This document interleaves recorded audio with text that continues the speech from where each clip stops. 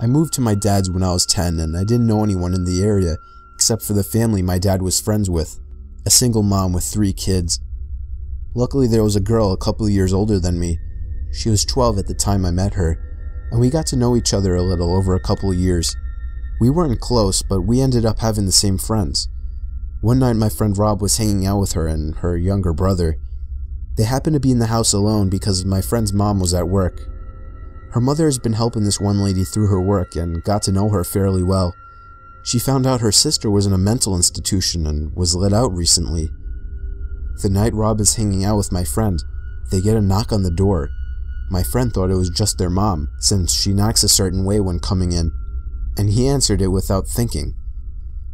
Rob wasn't supposed to be there and he took off through the window to his house down the road. He never thought twice about it. It wasn't her mom.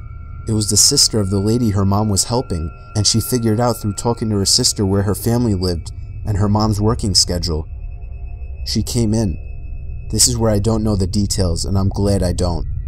My friend's younger brother got away to the neighbor's house to call the police. The lady brutally murdered my friend a week from Christmas, decapitated her, and left her body naked in a bathtub. She even hid her head. They had to look through the presents, and I don't know where they found it. But they did. I wasn't allowed to go to her funeral.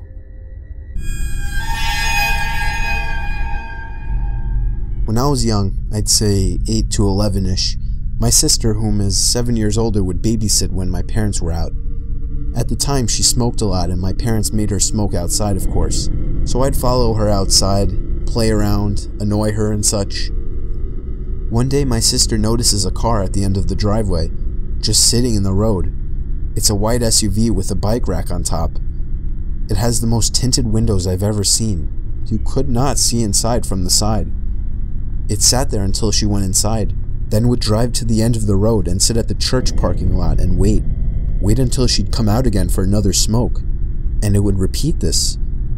Odd, but my sister is a brave lady and just kind of ignored it. That is, until the next day while my parents were out again and it showed up again. It would sit at the end of the driveway and just watch. I don't know what the driver was doing, but he was watching my sister. I know because if I didn't go out, I'd watch from the front window and it would just sit there and watch my sister.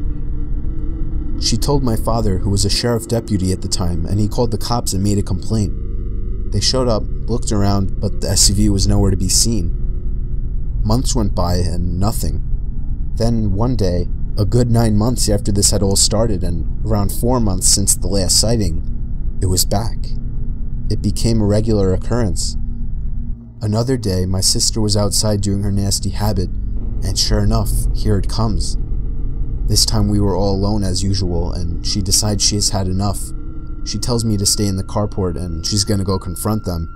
She starts walking toward the SUV, and halfway down the driveway, she would later remark to us, "I felt utter terror, like I knew if I went any further, I was dead.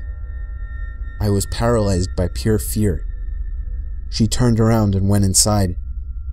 Finally, the family car was in the shop for some kind of issue, so we were all stuck home for the night.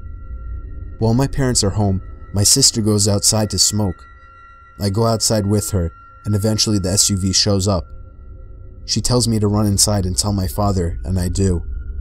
My dad promptly gets his gun and starts briskly walking down the driveway with it in hand, in the direction of the SUV, but not leveled towards it. The SUV floored it down the road and peeled out onto the nearby large highway. My dad, being a cop, noted the year and model and distinguishing features. The scariest thing, the license plate had been covered in duct tape. We never saw it again. One day while doing my laundry, one of the lights blew out in my basement. My basement is set up so that the laundry room is split up from the other side of the basement with a wall and a door. In order to get upstairs, you have to exit the laundry room and go through the other part of the basement. So the light blew in the other part, not the laundry room. As it was the only light on that side, it was pretty dark. I finished the laundry I had to do while dreading the walk through the dark basement. I exit the laundry room, get halfway through the basement, and I hear a loud cackle. Imagine a sound people make when they imitate a witch. Take that and imagine the witch had been smoking for 50 years, making her voice deeper and hoarser. That's what I heard, clear as day, right behind me. I didn't hesitate to bolt for the stairs. I waited until my father got home and then changed the bulb. I have yet to hear that cackle since, and I have not told a single person in the house about it. This happened to a friend of mine. She told me about it about a year or so ago. We'll call her Minji. Minji is in her late 20s and works as an English tutor in South Korea. One evening, a few years ago, she was tutoring a high school boy. They were up studying pretty late and the buses stopped running. Being a long way from his house, the boy asked if he could crash on her floor overnight and get the first bus in the morning. Minji was very reluctant because inviting a teenage male student to stay the night didn't sound like a great idea, but he was begging her and eventually she relented. They went back into her one-room apartment and she got into the bed while he laid a blanket out on the floor, and they both fell asleep. A few hours later, at maybe 2 a.m., the boy wakes Minji up. "I'm really hungry," he says. "Let's go get some food." Minji opens her eyes and looks up at him in disbelief. "Food? Now?" "It's 2 a.m. Go back to bed." But the student insists. "No, I'm so hungry. Let's eat something now." She tells him that there's some ramen in the kitchen and he could fix himself some. This doesn't satisfy him. He doesn't want ramen. "There's a 24-hour place just down the road. Let's go there." Eventually, after several minutes of persuasion, the boy gets Minji to come with him to the restaurant. They leave the apartment and head out. As soon as they're on the street, the boy turns to Minji and says, "I'm not hungry. I woke up in the middle of the night and looked under your bed. There's a man sleeping there." They call the police and discover that a homeless man had been living in Minji's apartment, sleeping under the bed for 2 months. The boy only saw him because he was lying on the floor, so he had a clear view under the bed.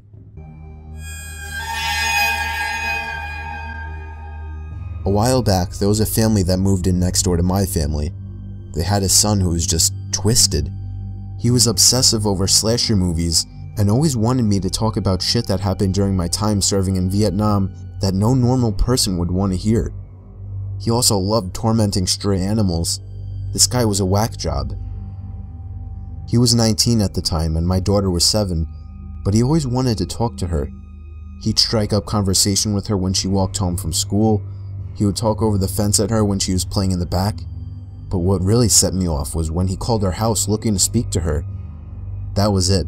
I went over and flipped shit at him and his parents. Told him to stay the hell away from her and I'd better not ever see him again. That's when things got weird. My daughter was always a little imaginative and paranoid. She would think there were monsters under her bed and whatnot, so when she told me there was something living in her closet and she was too scared to get up and tell us at night, but it wasn't there in the daytime, we blew it off as no big deal. A few weeks went by and one night my wife and daughter were staying at my mother's for a girls' night. So I turned the key on the HBO box and watched me some movies, eventually falling asleep downstairs. At around 2 a.m., I get a call from my neighbor with a creepy son telling me something along the lines of, "We saw that you were up, so we called. Our son is missing. I went by his room to use the bathroom and his door was open, which isn't usual, and there was no sign of him. We need help looking for him." The phone call woke me up though. I wasn't up. So I asked why they thought I was. "Oh, we saw you walking around upstairs and the light is on." My blood ran cold as ice. I'd been passed out on the couch and I know no one turned any lights on. I hung up on them, ran outside to my truck to grab my shotgun, but noticed the sheriff pulling up to my neighbor's house by this point. I booked it over and told him there was someone in my house, and now I could see the lights in my daughter's room were on, and there was a silhouette pacing back and forth. When the deputies went in, they found the neighbor boy there waiting in my daughter's room with a nice little setup in her closet. He said he liked to watch her sleep in the moonlight.